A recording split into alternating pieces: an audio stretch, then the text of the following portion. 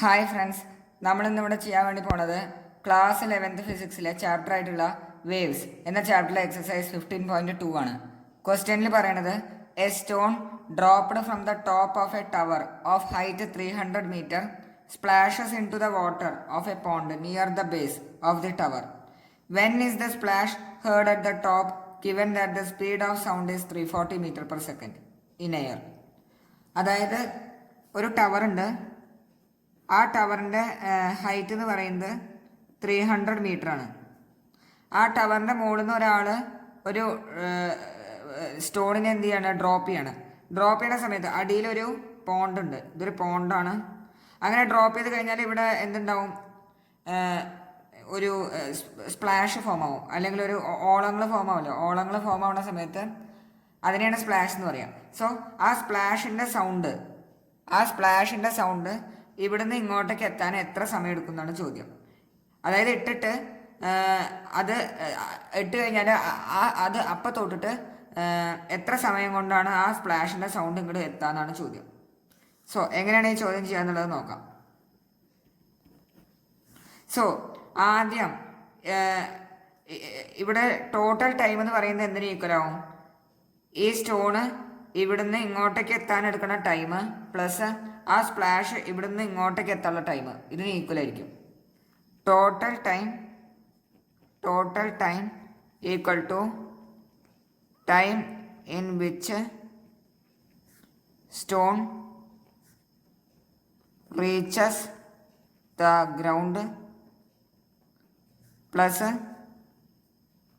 time in which splash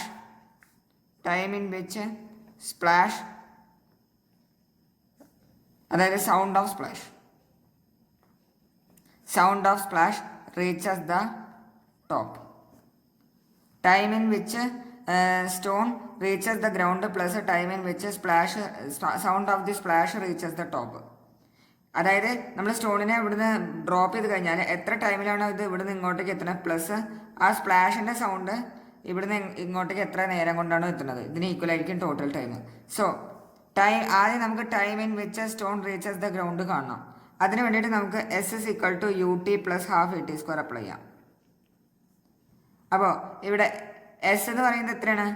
ഇവിടുന്ന് ഇങ്ങോട്ടേക്കുള്ള total distance, അതായത് ആ ടവറിൻ്റെ ഹൈറ്റ് 300 ഈക്വൽ ടു ഇവിടെ അത് ഡ്രോപ്പ് ചെയ്യുന്ന സമയത്ത് ആ സമയം അതിൻ്റെ ഇനീഷ്യൽ വെലോസിറ്റി 0 ആണ്. സോ ഈ ടേം അങ്ങനെ 0 ആയിട്ട് പോകും. പ്ലസ് ഹാഫ് ഇൻറ്റു എയുടെ വാല്യൂ ആക്സിലറേഷൻ ഡ്യൂ ടു ഗ്രാവിറ്റി ആണ്. ആക്സിലറേഷൻ ഡ്യൂ ടു ഗ്രാവിറ്റിയുടെ value 9.8 metre per second square into ടൈമാണ് നമുക്ക് കാണുന്നത് ടി സ്ക്വയർ. സോ അതിന് T square is equal to 2 × 300 / 9.8. അതിന്ന് T equal to under root of 2 × 300 / 9.8 എന്ന് വരും. ഇത് ചെയ്ത് കഴിഞ്ഞാൽ നമുക്ക് ആൻസർ വരാം. അപ്പോൾ ഇത് ചെയ്ത് കഴിഞ്ഞാൽ നമുക്ക് ആൻസർ വരാം 7.82 സെക്കൻഡ്സ് ആണ് നമുക്ക് ആൻസർ കിട്ടുക. 7.82 സെക്കൻഡ്സ്. ഇതല്ല ആൻസർ. ഇതെന്താണ്? ഇവിടുന്ന് നമ്മൾ ഡ്രോപ്പ് ചെയ്ത് കഴിഞ്ഞാൽ ഇത് ഇവിടുന്ന് ഇങ്ങോട്ട് എത്താനുള്ള ടൈമാണ്. അത് കഴിഞ്ഞിട്ട് സ്പ്ലാഷ് ഫോം ആവും. ആ സ്പ്ലാഷ് സൗണ്ട് ഇവിടുന്ന് ഇങ്ങോട്ടേക്ക് എത്താനുള്ള ടൈമും കൂടി നമുക്ക് ഇവിടെ കാണാം. ഇത് എന്ന് പറയുന്നത് time in which stone reaches the ground ആണ്. ഇനി time in which sound of the splash reaches the top കാണണം. അതിന് വേണ്ടിയിട്ട് സൗണ്ട് എന്ന് പറയുന്നത് സൗണ്ട് ഇൻ എയർ നമുക്ക് തന്നിട്ടുണ്ട് 340 മീറ്റർ പെർ സെക്കൻഡ് ആണ് velocity of sound in air. So ഇത് എത്ര ഡിസ്റ്റൻസ് ആണ് ടോട്ടലി ട്രാവൽ ചെയ്യണത്? 300 മീറ്ററും. സോ അങ്ങനെയാണെങ്കിൽ അതിന് നമുക്ക് ടൈം കാണാം. Time is equal to distance by speed. So distance എത്രയാണ്? 300 metre whole divide by speed 340. ഇതിന്ന് നമുക്ക് ആൻസർ വരാം 0.88 സെക്കൻഡ്സ് ആണ് വരാം.